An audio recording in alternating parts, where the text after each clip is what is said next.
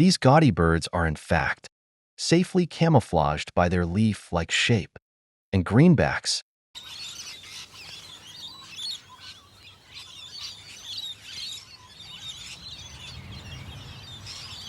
although they haven't quite mastered a disguise for the Australian suburbs.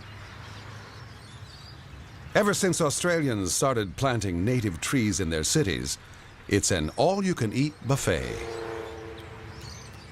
And parrots happily accept the invitation. Some overstay their welcome.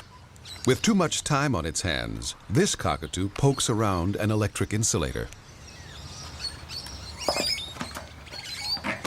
while the maniacal corella will attack everything in its path.